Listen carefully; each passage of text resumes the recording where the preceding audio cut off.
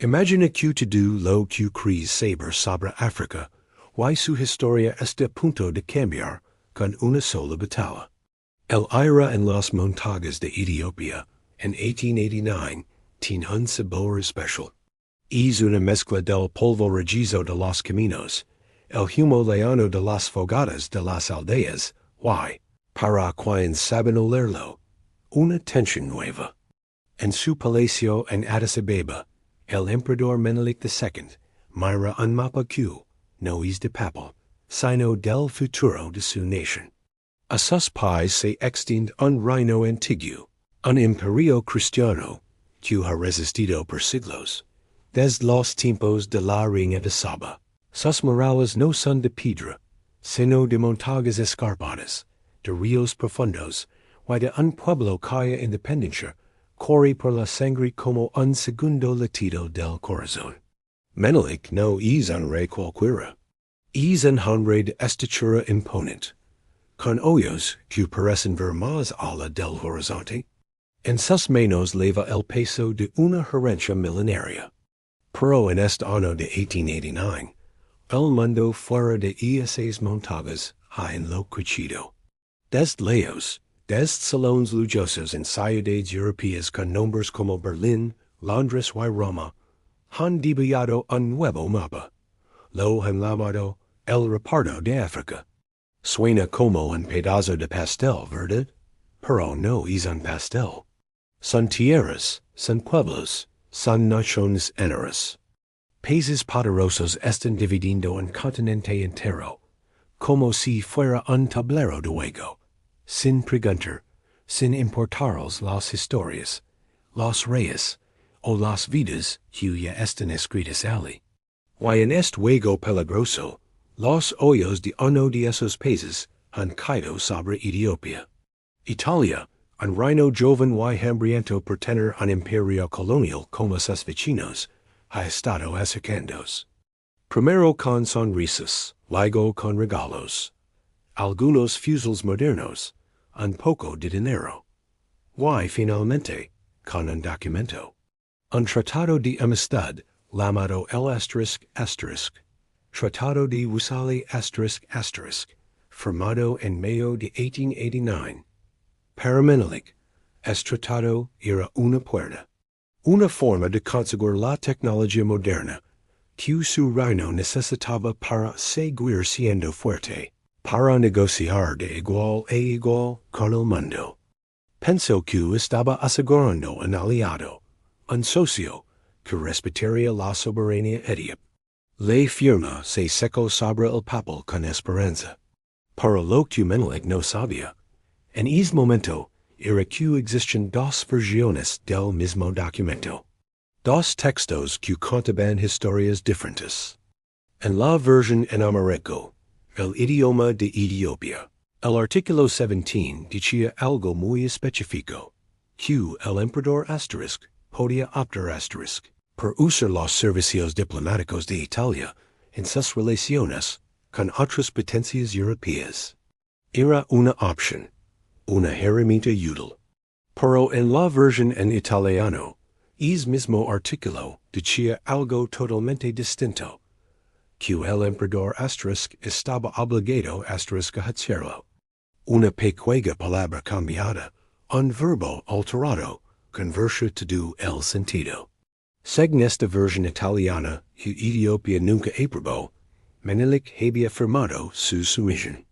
Había convertido, en los papeles de Roma, a su imperio indomable en un protectorado italiano, casi una colonia. Fue una trampa lingüística, un engaño de tinta y papel. Cuando la noticia comenzó a filtrarse, el sentimiento en Addis Abeba no fue inmediatamente de rabia, sino de una profunda y fría incredulidad. ¿Cómo era posible? ¿Cómo podía la amistad prometida esconder un golpe tan bajo? Imagina la escena. Un consejero liga a la sala del trono, con ambas versiones del tratado en la mano, explicando la diferencia. El silencio que debió caer en esa habitación no era el silencio de la derrota, sino el silencio pesado que precede a una tormenta. El aire se habría cargado con la electricidad de una traición entendida. Para Menelik, esto no era solo política. Era personal. Era una afrenta a su inteligencia, a su autoridad, como negusa nagist el rey de reyes. Era un insulto a cada uno de los principes, los reyes los guerreros y los campesinos que confiaban en él. Podemos imaginarlo de pie, mirando por una ventana hacia esas montañas, con el peso de esa traición sobre sus hombros. El sol de la tarde iluminaría los tejados de barro y paya de la ciudad, que comenzaba a crecer esas pies. Escucharía los sonidos cotidianos, el llamado de un vendedor, el risa de un niño, el martillo leano de un herrero. Todos esos sonidos de una vida normal, de una nación viva, que ahora alguien, en una oficina leana de Roma, pretendía borrar con una pluma. Y así, con el corazón pesado por la determinación endurecidos como el acero, Menelik II tomó una decisión que haría temblar los cimientos de la historia. En 1893, después de ecos de intentar negociar, de intentar hacer ver la verdad a los italianos, hizo algo que ningún poder europeo esperaba. No lanzó un ejército, no gritó. Primero, escribió. Redactó una carta que era un grito de dignidad disfrazado de diplomacia. Y luego, entre sus nobles y su pueblo, declaró nulo el Tratado de Wuchale. Lo denunció ante el mundo. Con una voz que seguramente resonó con la fuerza de las montañas que lo rodeaban, proclamó palabras que se convertirían en leyenda. Ni Dios, ni el hombre, ni el animal pueden hacer que Etiopía se someta. Pretender otra cosa es pura fantasia. En es momento, en las verdes colinas de Shoah, en las aridas llanuras de Tigray, en las orillas del lago Tona, la chispa se encendió. No era todavía llama de la guerra, pero era la chispa de una resistencia inquebrantable. Era el principio del camino que llevaría, inevitablemente, a un lugar llamado Adwa. Todo comenzó, no con un disparo, sino con una palabra rota. Y cuando se rompe la palabra, solo queda una cosa. La voluntad de un pueblo entero de defender, con todo lo que tiene, el derecho a escribir su propia historia. A veces, la libertad de un continente entero se decide en un solo amanecer. El 2 de marzo de 1896 amaneció frío y claro en las tierras altas de Tigray.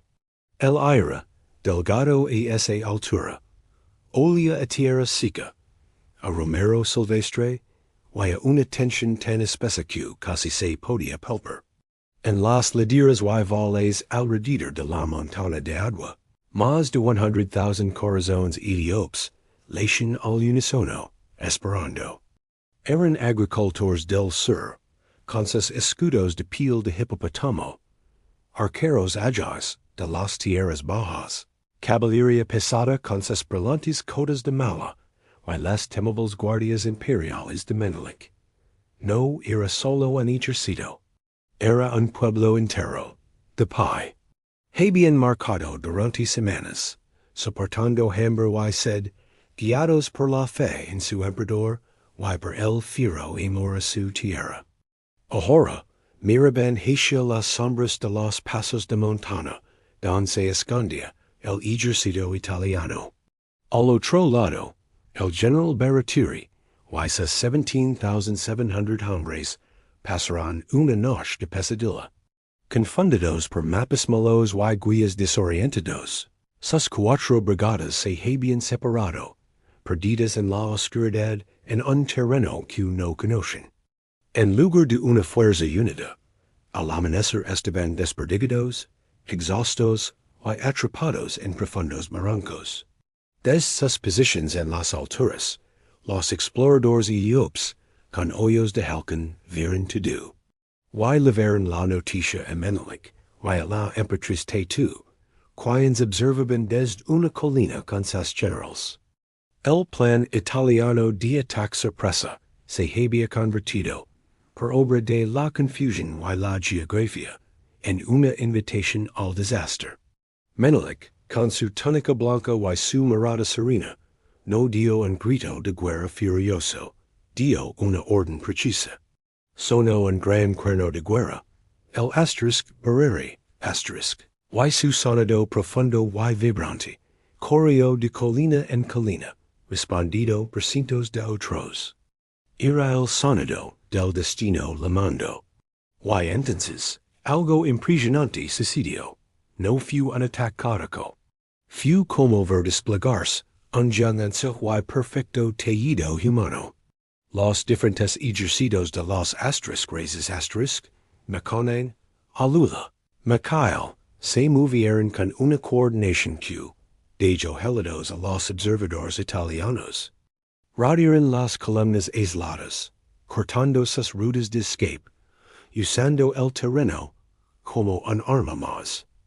Lo que siguió no fue solo una batalla, fue una afirmación. Imagina el estruendo que llenó el aire, no solo de disparos sino del redoble atronador de miles de pies corriendo colina abajo, del choque metálico de las armas, del resonar de los tambores de guerra y de los gritos de valor que no eran de odio sino de determinación. Los soldados italianos, muchos de los jóvenes campesinos del sur de Italia, que no entendían por qué estaban en aquella montana lejana, se vieron abrumados. No por bárbaros, como la propaganda decía, sino por la abrumadora fuerza de un pueblo defendiendo su hogar. Al mediodía, el campo de batalla contaba una historia clara. Las brillantes banderas italianas yacían en el polvo, junto a los los cascos trópicos de los soldados. Pero el costo para Etiopía era profundo y doloroso. Entre 4,000 y 7,000 de sus mayores heroes yacían en ese campo. Cada uno era una historia, una familia rota. La victoria, aunque total, legó mojada con lágrimas de duelo. La Emperatriz Taytu, una líder feroz y estratégica, se aseguró de que los heridos fueron atendidos, mostrando una humanidad que el invasor no había ofrecido. Los narrows finales eran asombrosos, y hablaban por sí solos. Del lado italiano, unas 7,000 bajas y, algo sin precedentes, ** 3,000 prisioneros de guerra, ** Estos prisioneros no fueron maltratados. Menelik dio órdenes estrictas, debían ser custodiados, pero tratados con dignidad. Muchos de ellos, asombrados, caminaron por Addis Abeba después, sanos y enteros. Un testimonio viviente de la misericordia etíope que desmontaba por completo el relato colonial de salvajismo. La noticia de Adwa tardó días en cruzar el mar Mediterráneo, pero cuando llegó a Roma, fue como una bomba. El 5 de marzo, los periódicos italianos empezaron a publicar titulares confusos y luego desgarradores. Listas interminables de muertos. Familias enteras en ciudades como Nápoles o Florencia se enteraron de que sus hijos no volverían. La humiliación fue tan grande que el gobierno del primer ministro Francesco Crispi cayó inmediatamente. En Italia, Adwa se convirtió en una palabra para el trauma. Pero en el mundo, se convirtió en algo completamente distinto, un faro. Imagina la onda expansiva. En Harlem, Nueva York, en el Caribe, en Londres, las comunidades negras y africanas leían los periódicos con los ojos muy abiertos. Un imperio europeo, derrotado en el campo de batalla por un reino africano. No era una rebelión pequeña, era una victoria contundente, diplomática y militar. Dala noche la manana, Ethiopia dejo decir un lugar exótico en los mapas para converters en un símbolo. Se convirtió en la prueba viviente irrefutable de que la dominación colonial no era un destino inevitable.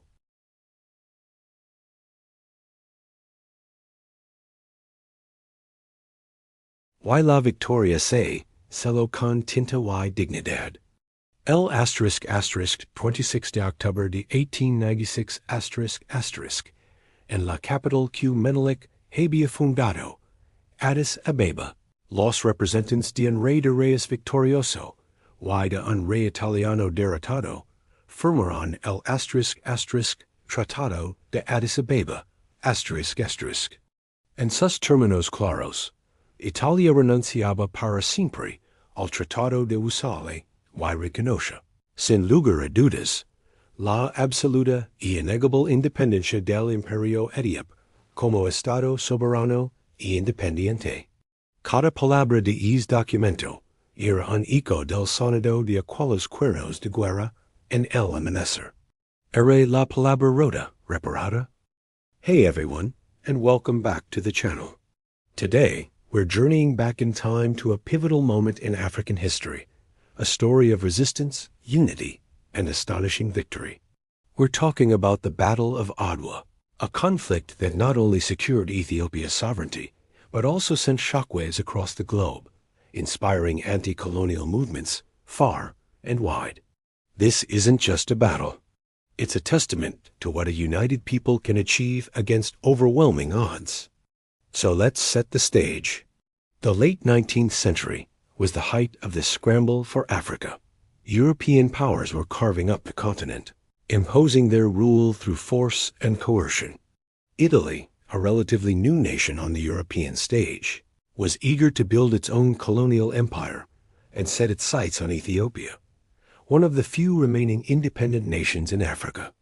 The Italians believed their modern military and advanced weaponry would make for a quick and easy conquest. They seriously underestimated the Ethiopian spirit. At the heart of Ethiopia's defense were two incredible leaders, Emperor Menelik II and his brilliant wife, Empress Taytu Betul. Menelik was a shrewd diplomat and a master strategist. He understood the European political landscape, playing rival powers against each other while secretly amassing a modern arsenal of his own. He knew that diplomacy alone wouldn't be enough. Empress Taytu was just as formidable. She was a fierce patriot, a sharp political advisor, and a military strategist in her own right. She was deeply suspicious of Italian intentions and urged Menelik to stand firm against their encroachment. Together, they formed a powerful partnership that would be crucial to Ethiopia's survival. The conflict's immediate trigger was a classic case of colonial deception. In 1889, Italy and Ethiopia signed the Treaty of Wuchale. However, there were two versions of the treaty with a critical difference. The Amharic version stated that Ethiopia could use Italy for its foreign relations, making it optional. The Italian version, however, said Ethiopia must conduct all foreign affairs through Italy, effectively making Ethiopia an Italian protectorate. When Menelik discovered this deception, he was furious. He wrote to European leaders, renouncing the treaty and declaring Ethiopia has need of no one. She stretches out her hands unto God. The line had been drawn in the sand. War was inevitable. Menelik and Taytu knew they couldn't face Italy alone. They needed to unite a nation of diverse peoples and powerful regional lords, many of whom had previously been rivals. Menelik issued a powerful mobilization proclamation, a call to arms that resonated across the highlands and valleys of Ethiopia. He appealed not to regional identity, but to a shared sense of national pride and religious duty to defend their ancient Christian kingdom. He declared, "Enemies have now come, crossing the sea, who are trying to destroy our country and change our religion. With the help of God, I will not deliver my country to them." The response was overwhelming. Lords and their armies from every corner of the empire Tigray, Gozhem, Wallo, and Shua put aside their differences and marched north to answer the call. It was a spectacular display of national unity. The preparation was not just about numbers. It was about brilliant logistics. Empress Taytu played a key role here. She organized a massive supply train needed to feed and equip an army of around 100,000 soldiers on a long and arduous march. This was a monumental task in a country with rugged terrain and limited infrastructure. Women across the land contributed, preparing food, tending to the wounded, and providing crucial support. The Ethiopian army was a nation on the move, a unified force marching with a common purpose. While the Italians saw a disorganized horde, what was actually assembling was a well-supplied, highly motivated, and massive fighting force that knew the terrain intimately. The Italian commander, General Baratieri, was under immense pressure from Rome to secure a quick and decisive victory. Overconfident and dismissive of the Ethiopian forces, he pushed his army of about 18,000 men deep into the rugged Tigrayan highlands. He divided his forces into 3 columns, a classic European tactic that proved disastrous in the unfamiliar and unforgiving Ethiopian landscape. The columns became separated, lost contact, and were unable to support each other. Menelik and his generals, including the skilled Ras Aula Engada and Ras Makonnen, seized this opportunity. They had superior intelligence from local scouts and a deep understanding of the terrain. They knew exactly where the Italians were and how vulnerable they had become. On March 1, 1896, near the town of Adwa, the Ethiopian forces sprung their trap. They used their numerical superiority and knowledge of the mountains to surround and attack the isolated Italian columns one by one. The fighting was ferocious. Ethiopian soldiers, armed with a mix of modern rifles and traditional weapons, charged with incredible courage. Empress Taytu herself was near the front lines with her own personal guard, inspiring the troops and directing reserves. The Italian army, disoriented and overwhelmed, completely collapsed. By the end of the day, the battle was over. The Italian army was decisively crushed. It was a stunning and humiliating defeat for a European colonial power. The aftermath of Adwa was world-changing. Italy was forced to recognize Ethiopia's absolute independence, an unprecedented event in the age of imperialism. The victory resonated across the African continent and the diaspora. It became a powerful symbol of black resistance and a beacon of hope for people struggling under colonial rule. It proved that African peoples could successfully resist European domination. Leaders of nascent nationalist movements from South Africa to the Caribbean looked Ethiopia as an inspiration. The name Adwa became synonymous with freedom and self-determination. So, what are the lessons of Adwa? First, the power of unity. When faced with an existential threat, Ethiopia's diverse peoples came together, putting aside internal rivalries for the sake of national survival. Second, the importance of leadership. Menelik and Taytu's strategic brilliance, diplomatic skill, and unwavering patriotism were the bedrock of the victory. They combined modern tactics with traditional strengths. Third, Adwa teaches us never to underestimate an opponent. The Italians' arrogance and racism blinded them to the strength, intelligence, and determination of the Ethiopian people. Finally, Adwa is a story about defending one's identity and heritage. For Ethiopians, this was a fight for their land, their faith, and their ancient way of life. Today, the legacy of Adwa continues to inspire. It remains a cornerstone of Ethiopian national pride and a potent symbol for Pan-Africanism. It reminds us that history is not just a story of domination, but also one of incredible resistance and resilience. The victory at Adwa wasn't just a military event. It was a profound statement about dignity, freedom, and the unbreakable spirit of a people determined to write their own destiny. Thank you so much for watching. I hope you found this story as inspiring as I do. If you enjoyed this video, please give it a thumbs up, and don't forget to subscribe and hit that notification bell so you don't miss our next journey into history. Let me know in the comments what other historical events you'd like to see covered. Until next time, stay curious. Imaginate esto. Finales del siglo XIX. Imaginate esto. Finales del siglo XIX. África está siendo repartida como un pastel en una fiesta ella que no fue invitada. Las potencias europeas, con su tecnología superior y su arrogancia colonial, están trazando líneas en el mapa, creando países de la nada, sin importarles las personas, las culturas o la historia que ya existen allí. Era el Reparto de África, una carrera frenética por el poder y los recursos. Gran Bretaña, Francia, Bélgica, Portugal, Alemania. Todos querían su trozo. Y en medio de este torbellino, una nación emergente en Europa, Italia, también anhelaba su lugar bajo el sol. Recién unificada, Italia sentía la presión de demostrar que era una gran potencia. ¿Y qué mejor manera de hacerlo que conquistando un imperio en África? Su mirada se posó en el Cuerno de África, específicamente en Etiopía, o Abisinia, como se le conoce entonces. Para los italianos, parecía una presa fácil. Un reino antiguo sí, pero lo veían como atrasado, feudal, fragmentado. Creían que con sus rifles modernos, su artillería y su disciplina militar europea, podrían someter fácilmente a los guerreros etíopes, que luchaban con lanzas y escudos antiguos. Pero estaban cometiendo un error de cálculo monumental. Estaban subestimando la tierra, la gente y, sobre todo, a su líder. Etiopía no era como cualquier otro lugar de África.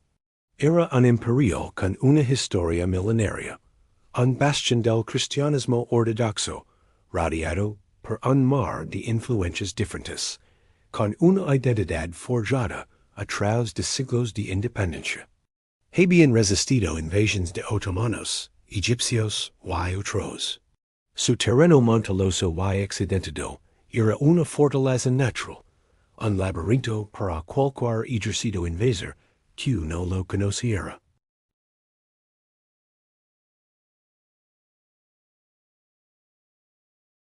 El hombre que logró esa unidad fue el emperador Menelik II. No era un simple rey feudal. Menelik era un estratega brillante, un modernizador y un diplomático astuto.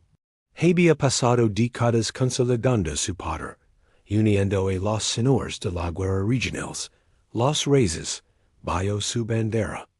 Sabía que para enfrentar a los europeos, no podía confiar solo en la valencia de sus guerreros.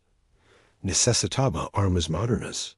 Y así, mientras los europeos competían entre sí, Menelik jugó su propio juego diplomático.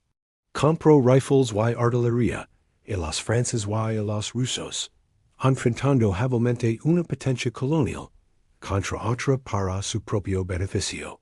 Estaba construyendo un arsenal moderno, en secreto, mientras públicamente mantenía relaciones cordiales con los italianos.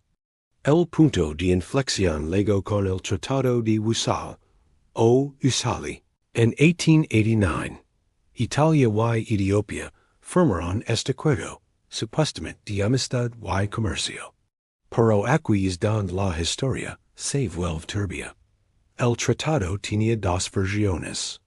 En la versión en américo, el idioma de Etiopía, el artículo 17 decía que el emperador de Etiopía podía utilizar al gobierno italiano para sus relaciones con otras potencias europeas, si así lo deseaba. Era una opción.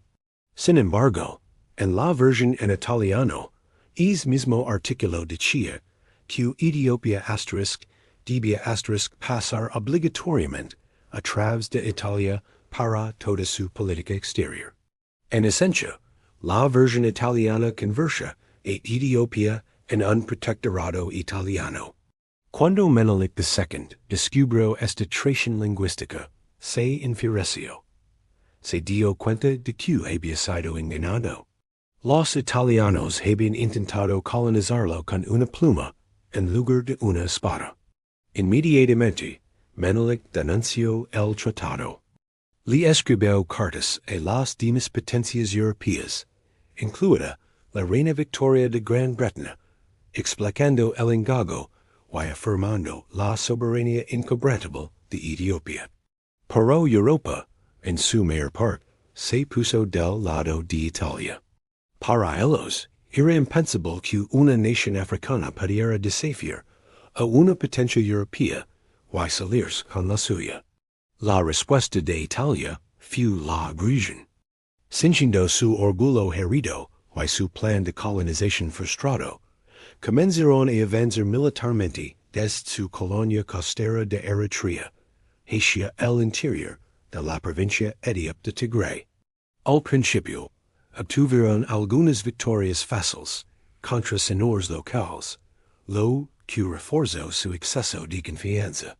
Los generales italianos enviaban despachos a Roma presumiendo de sus avances, describiendo a los etíopes como cobardes que huían al primer disparo. La prensa italiana celebraba estas victorias gloriosas, creando una atmósfera en la que la derrota era inimaginable. El primer ministro italiano, Francesco Crispi, necesitaba desesperadamente una victoria colonial para apuntalar su inestable gobierno y unir a la nación. La presión sobre el comandante en el terreno, el general Baratieri, era inmensa. Mientras tanto, Menelik no se quedó de brazos cruzados. Hizo algo que ningún europeo creía posible. Inició una movilización general, un llamado a las armas, que resonó desde las montañas del norte hasta las valles del sur. Su proclama fue poderoso y directa. El enemigo ha cruzado nuestras fronteras para destruir nuestro país y nuestra fe.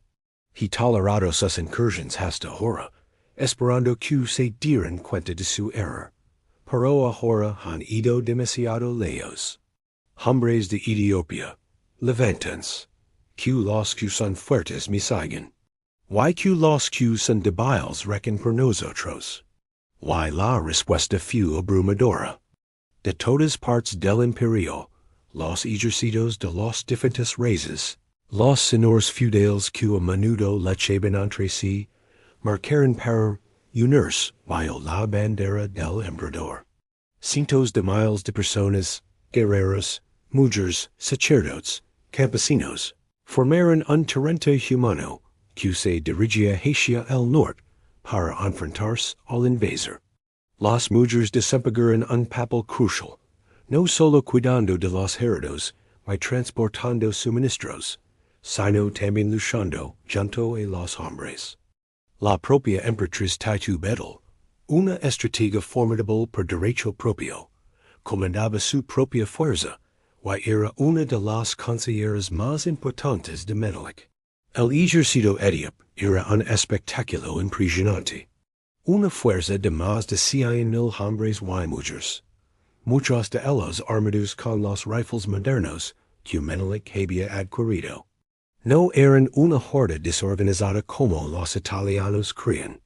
Eran un ejército motivado, que luchaba por su tierra, su fe y su independencia. Conocen el terreno como la palma de su mano. Estaban acostumbrados a la altitud y al clima severo. Y estaban unidos por un propósito común. Mientras el vasto ejército etíope se concentraba, el general Baratieri, al mando de la fuerza italiana de unos 20,000 hombres, se encontraba en una posición cada vez más precaria. Estaba lejos de sus bases de suministro, en territorio hostil, y sus servicios de inteligencia le daban información contradictoria y completamente errónea. Subestimaron masivamente el tamaño del ejército de Menelik, pensando que se enfrentaban a 30,000 hombres, como mucho. La arrogancia era su peor enemigo. El gobierno en Roma, ignorante de la realidad en el terreno, lo prisonava para, y conseguira una victoria decisiva. Le enviaron un telegrama que basicamente lo llamaba cobarde, per no avanzar. Sincendoza correlado y con su honor en juego, Emperatri decidió arriesgarlo todo. En la noche del 29 de febrero de 1896, ordenó a sus tropas avanzar en una marcha nocturna para ocupar posiciones elevadas, cerca de un pueblo poco conocido llamado Adwa. Planeaba sorprender a los etíopes y forzar una batalla en sus propios términos. Pero su plan era complejo. Dependía de una coordinación perfecta entre varias columnas que avanzaban en la oscuridad por un terreno desconocido y accidentado, y con mapas terriblemente imprecisos. Lo que Emperatri no sabía era que Menelik y sus generales estaban perfectamente al tanto de sus movimientos. Los espías y la población local informaban de cada paso que daban los italianos.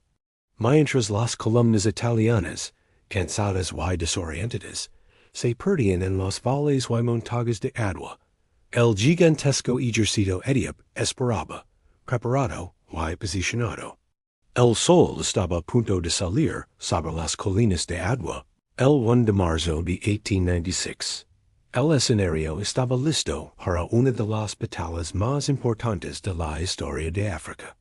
Una batalla que no solo decidiría el destino de Etiopía, sino que enviaría una onda de choque a través de todo el mundo colonial. La arrogancia imperial estaba a punto de chocar de frente con la determinación de un pueblo libre.